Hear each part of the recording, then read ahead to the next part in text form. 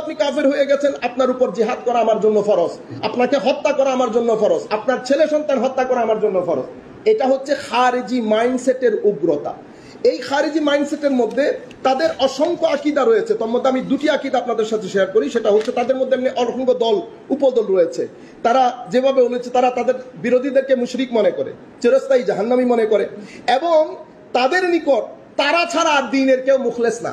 এটা আমি ঐতিহাসিকভাবে তাদের আকীদা বলছি। আপনি এখন আমি একটা পোস্ট দেখছি, তার সে আলেম না, যেই করছে জানি না কোন কারণে করছে।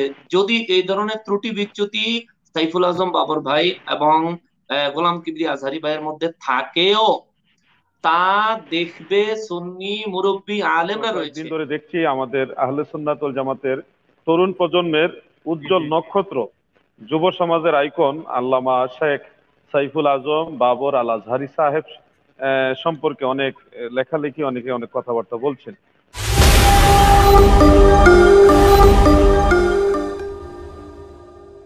আহলে সুন্নাত ওয়াল জামাতের বৃহৎ ঐক্যের জন্য সর্বশেষ আমার কথা হলো, আমি একটা বিষয় না বলে পারছি না। গত কয়েকদিন ধরে দেখছি আমাদের আহলে সুন্নাত ওয়াল জামাতের তরুণ প্রজন্মের উজ্জ্বল নক্ষত্র, যুব সমাজের আইকন আল্লামা শেখ সাইফুল আজম বাবর আল আজহারি সাহেব সম্পর্কে অনেক লেখালেখি, অনেকে অনেক কথাবার্তা বলছেন।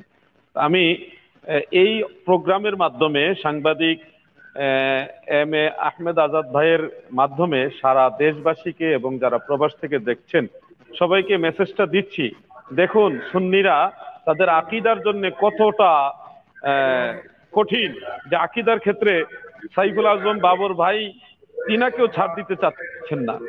চিন্তা করেছেন বিষয়টা? সুন্নিরা তাদের আকীদা ঠিক রাখার জন্য, ঈমান ঠিক রাখার জন্য তারা কত কঠোর, যে ঈমানের ক্ষেত্রে যেই হোক তাকে ছাড় দিব না। যদিও সাইফুল আজম বাবর ভাই আহলে সুন্নাতুল জামাতের উপরই হকের উপরই আছেন, দিয়ে একটা পিকচার দিয়ে অনেকে অনেক কিছু বুঝতে চান, বোঝাতে চান, এটার পিছনে হয়তো কোনো কারো স্বার্থ থাকতে পারে। কিন্তু আমি এতটুকু বোঝাতে চাচ্ছি যে সুন্নিরা তাদের আকীদার ব্যাপারে খুব বাবা ভাইকে ছাড় দিবে না।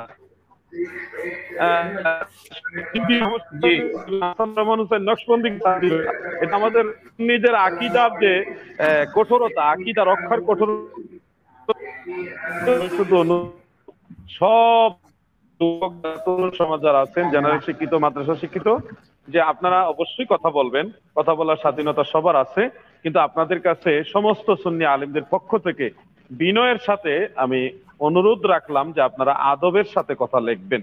যাই লেখেন প্রত্যেক সুন্নি আলেমদের প্রতি সম্মান রেখে, তাজিম রেখে, আদব রেখে কথা বলবেন। আপনাদের কথা আমরা মূল্যায়ন করব, কিন্তু আপনারা যদি আমাদের সম্মান না করেন, আপনাদের কাছে এছাড়া কি পাবো বলেন? সাইফুল আজম বাবর ভাই আমাদের শত্রু নয়, আবার অন্য কেউ ওনারা আমাদের শত্রু নন, আমরা আবার ভুলের ঊর্ধ্বেও নই। আপনারা আমাদের ভালোবাসেন, আমাদের জন্য দোয়া করেন। অতএব আপনাদের কাছে সম্মান, আদব, তাজিম এটুকু আপনারা আশা করি। যে যাই বলেন সম্মান দিয়ে লেখেন, সম্মান দিয়ে বলেন, প্রয়োজনে খোলা চিঠি দেন, এটুকু আমি আপনাদের সবাইকে বলবো। এটা সুন্নিয়তের বৃহৎ ঐক্যের সাথে বললাম। আর দ্বিতীয় শেষ কথা আমার এটা, যে ঐক্যের জন্য একটা বিষয় জানতে চাই। আপনি একটা সুন্দর বিষয় উপস্থাপন করেছেন, যদিও আমরা 5 মিনিট বিলম্ব হয়। আমরা শায়েখ মুফতি শিবির আহমদ সাহেব এবং নকশবন্দি সাহেবের কাছ থেকে এই ব্যাপারে সংক্ষিপ্ত মতামত নেব। এই যে শিয়া বলতে কি জিনিসটা বোঝানো হচ্ছে? যে বাবর এবং গুলাম কিবরি আজহারিকে বলা হচ্ছে ওনারা শিয়ার এজেন্ট, ওনারা সুন্নি না, এই বিষয়টা কি? বিষয়টা আমরা একটু যদি আপনার কাছে একটু ক্লিয়ার হতে যাচ্ছি। আমি যদি বলি এই ব্যাপারে, আলোচনা আসলে লম্বা হয়ে যাচ্ছে। জি জি, 2 মিনিট একদিনে সব আলোচনা হয় না। আমি শর্টলি যে কথাটা বলবো, যে আমরা কারো বিরুদ্ধে মন্তব্য করতে হলে তার সুস্পষ্ট কোনো বক্তব্য আমাদের কাছে আসতে হবে। এক, আমিরে মুয়াবিয়া রাদিয়াল্লাহু তাআলা আনহুর বিপক্ষে অবস্থান নিয়েছেন, তার যে একটা বক্তব্য আছে, এই ধরনের কোনো মন্তব্য পাইলে পরে তার বিরুদ্ধে আমরা মন্তব্য করতে পারি। এছাড়া আমরা কারো বিরুদ্ধে মন্তব্য করতে পারি না। তো এখন যাদের নামগুলা ফুটে উঠেছে, হয়তো আমাদের কর্মীদের ওই যে আবেগের অতিশয্যায় আমরা হয়তো অনেক ক্ষেত্রে আমরা হয়তো বেশি বাড়াবাড়ি করছি, আর না হয় সেই দোষের দোষী না, তাকে আমরা দোষী বানাচ্ছি। তো আমি সবার কাছে আজকে এই আজাদ সাহেবের গ্রাম বাংলা টিভির পক্ষ থেকে আমি আমাদের সুন্নি সমস্ত কর্মীদের, ফেসবুক সৈনিকদেরকে আমি এটাই বলবো, সুস্পষ্ট কোনো ধারণা না পাওয়ার আগ পর্যন্ত আমরা যেন কারো বিরুদ্ধে কথা না বলি। আমিরে মুয়াবিয়া রাদিয়াল্লাহু তাআলার বিরুদ্ধে যদি কোনো বক্তব্য পাই আমরা তাদের, তাহলে আপনি লিখবেন কেন আমরা ছাড় দিব না। জিয়াদি সাহেব সেটাই বলেছেন রাইট। যে আমরা কাউকে ছাড় দিব না। আমার ভুল হলে আমাকে আপনি ছাড় দিবেন, তাহলে তো আপনি আমার প্রতি আমার আবেগের প্রতি অথবা আমার প্রতি আপনি দুর্বল হয়ে গেলেন। তাহলে তো ওই যে সূরা মুজাদালার আয়াত হবে না, সেই আয়াতের অনুকূল আপনি থাকছেন। তো কাজে আমরা কাউকে ছাড় দিব না। আমি কোন একটা পোস্টে আমি দেখেছিলাম যে একটা বইয়েতে যে রাসূল সাল্লাল্লাহু আলাইহি ওয়াসাল্লাম উম্মি বা নিরক্ষর, আমি সঙ্গে সঙ্গে পোস্ট দিয়ে দিছি এবং সঙ্গে সঙ্গে এটা বলেছি, হ্যাঁ উনি ভুল করেছেন, লাইভে এসে কথাও বলেছেন, তাহলে এটা ক্ষমাযোগ্য, সেখানে আর বলতে হয় না।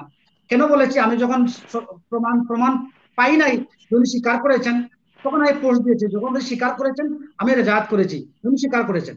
তাহলে আমাদের এই মনোমানসিকতা থাকতে হবে যে আমরা কারো ভুল ধরতে হলে তার ভুলটা আসলে কি ভুল কিনা না, ভুল করেছেন কিনা না, সেই জিনিসটা আগে যাচাই বাছাই করে আমাদেরকে লেখনীতে নামতে হবে, অন্যথায় নয়। তো আমাদের জি, এই যে ধন্যবাদ। দুজন তরুণ আমি বলবো যে আলিম যিনি, যাদের নাম চলে আসছে, আমরা এদেরকে মানাস কেন করবো, প্লাস করব। তাদের যদি কোনো সমস্যা ভুল ত্রুটি থাকে আমরা আপোষে বসবো, অথবা আমরা আমাদের জুম ওয়ার্ক করে লাইভে না যাইয়া আমরা আমরা আমরা বসবো, সেখানে কার কি পক্ষে বিপক্ষে মতামত আছে সেই ভিত্তিতে আমরা সেটাকে সমাধান করব। এই প্রত্যাশা রেখে আমি আমার এই সংক্ষিপ্ত জি, ধন্যবাদ। আমার জি, মনের কথা আমি বলে দিলাম। আপনার শেষ মতামত নেব আমরা। যে নকশবন্দির কাছে 1 মিনিট, আপনার 1টা মিনিট অপেক্ষা করেন। নকশবন্দি সাহেব, আপনি যদি একটা শেষ মতামত 1 মিনিটে বলবেন।